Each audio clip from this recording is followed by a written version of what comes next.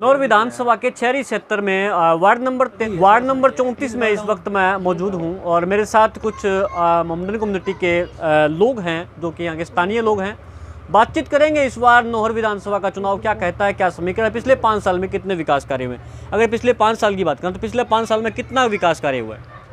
देखो, सबसे पहले तो मैं आपका शुक्रिया अदा करता हूँ कि आपने हमें वक्त दिया। सबसे पहले मैं आपको बताना चाहता हूँ कि जितने सालों से आज़ादी के बाद जितने विधायक आए हैं उन सब के कार्यकाल में सबसे ज़्यादा काम इस कार्यकाल में हुए।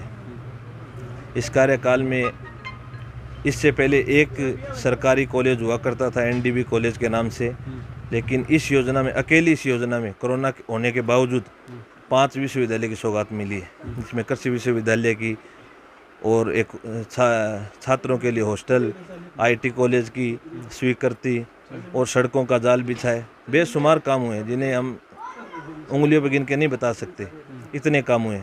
और हमारे जो अब विधायक का चुनाव लड़ रहे हैं श्री अमित चचान जी, वो इस बात का बार बार दावा करते हैं कि कोई आदमी डिबेट करना चाहे तो वो डिबेट कर सकता है कि 10 सालों में अभिषेक जी मटोरिया ने कितना काम करवाया है और इन 5 सालों में मैंने कितना काम करवाया है। वो अपने कार्यकाल के 10 बड़े काम गिनवा दे और हम उससे ज़्यादा 5 साल में बड़े काम गिनवा सकते हैं।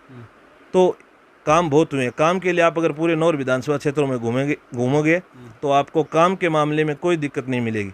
काम बेशुमार हुए हैं। काम के ऊपर अगर चुनाव हुआ, विकास कार्यों के ऊपर अगर चुनाव लड़ा गया तो इसमें भारी मतों से अमित चचान विजय होने की संभावना है। और अमित चचान जी की छवि भी बहुत साफ है। भ्रष्टाचार का इनके पिताजी के ऊपर या इनके ऊपर कोई आरोप नहीं है। उन्होंने इस बात को मेरे पिता के ऊपर भ्रष्टाचार का कोई 1 रुपये का दे से संन्यास ले लेंगे।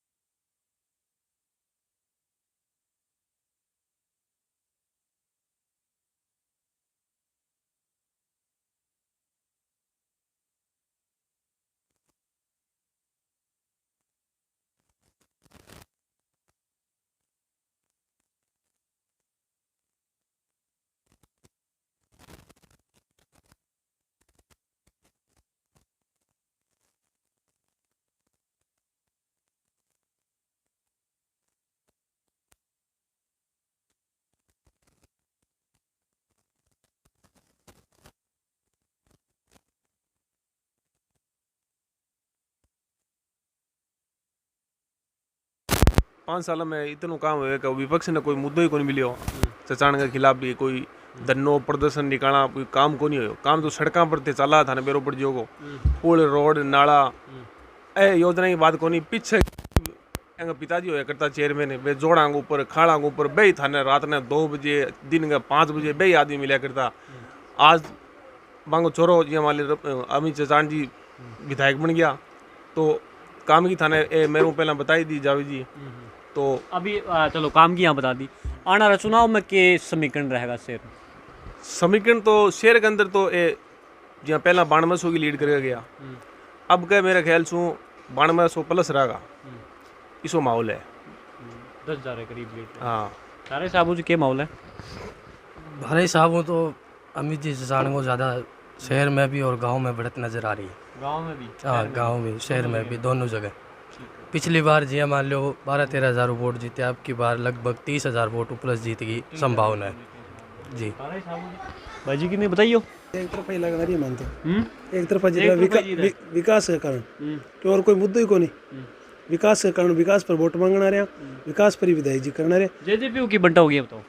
अब जेजीपी को तो अभी कैंडिडेट भी फाइनल को नहीं है फाइनली मानना है विकास राम जी जेजेपी चुनाव में। देखो कल और बताओ सूचना सुनी मेरी काशीराम की काशीराम भी बहुत ही अर्सो गाँव में बांग है पुराना भी रेड है संग जुड़ा बांग गाँव के अंदर भी बहुत मतलब फिर एजेंसी पर करिए बांग की फायदे तो मिलेगा कितना वोटा वो तो जेजेपी की बना हो गई शहर में। देखो जेजेपी का कैंडिडेट आने के बाद पर्चा दाखिल हो जाएगा, उसके बाद कौन कौन कैंडिडेट और आते हैं उसके आधार पे तय होगा कि भाई काशीराम जी का यहाँ क्या रहता है, जेजेपी का यहाँ क्या रहता है। जेजेपी पहले भी आई है और जब भी जेजेपी आई है, लेकिन हमने ये देखा कि जेजेपी ने चुनाव नहीं आ रहा है और वो जब भी लड़ते हैं जीतने के लिए लड़ते हैं। अगर उन्होंने जीतने के लिए लड़ाई लड़ी तो मैं मानता हूँ कि जेजेपी यहाँ बहुत अच्छा परफॉर्म करेगी। वो बातें हम सोचते हैं कि भाई जेजेपी बाहर का है वो है, ये सारी बातें ठीक है, लेकिन फिर भी जेजेपी के जो कार्यकर्ता है और जो लोग वो चुनाव लड़ना जानते हैं कि चुनाव कैसे लड़ा जाता है, चुनाव को कैसे सिरे लगाया जाता है, तो वो आप उन्हें हल्के में नहीं ले सकते और हम भी नहीं ले सकते। ये भी कोई ज़रूरी नहीं है कि उनसे खाली बीजेपी को नुकसान होगा, मैं इस बात को कतई नहीं मानता।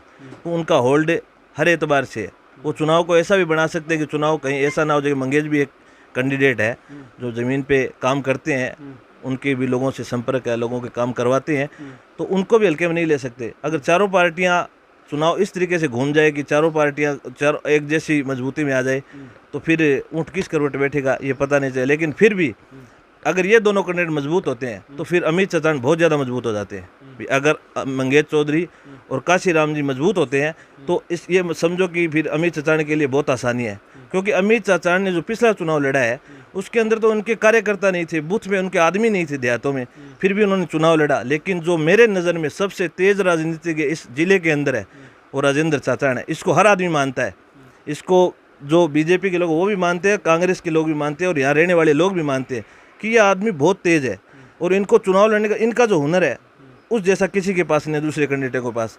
इनका कुछ ना होने के बावजूद इन्होंने टिकट भी ले ली, मतलब बणियों के वोटों के हिसाब से, अपने जाति के हिसाब से टिकट मिलता है तो ये चंद वोटों के मतलब मालिक है। लेकिन इन्होंने एक चुनाव हारने के बावजूद टिकट लिया है और टिकट लाने के बाद ऐसा चुनाव लड़ा कि लोगों की समझ से परे हो गया कि मटोरिया हार कैसे गया।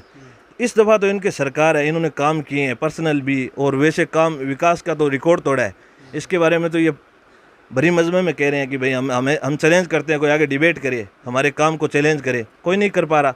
तो इस हिसाब से मुझे तो चुनाव में ऐसा लग रहा है कि जैसे कैंडिडेट बढ़ेंगे ये इनकी आसानी बढ़ती जाएगी और आसानी से चुनाव जीत जाएंगे। मेरा नज़रिया ये है, बाकी ये गर्त की बातें कौन जीते कौन हारे वक्त बताएगा। लेकिन अभी फ़िलहाल जो कंडीशन है उसमें अमित चौटान बहुत अच्छी पोजीशन में है और आसानी से चुनाव जीत रहे हैं। जी, तो ये हमारे साथ शहर के लोग थे जिन्होंने कहा कि अमित चौटान ने पिछले 5 साल में बड़े ही शानदार विकास कार्य करवाए, जिसमें प्रमुखता से अगर बात करें तो यहाँ शिक्षा के जगत में 5 विश्वविद्यालय इस नौर क्षेत्र में जो है लाए गए हैं। इसके अलावा इन्होंने कहा कि और भी बहुत सारे काम गांव देहात में हुए हैं।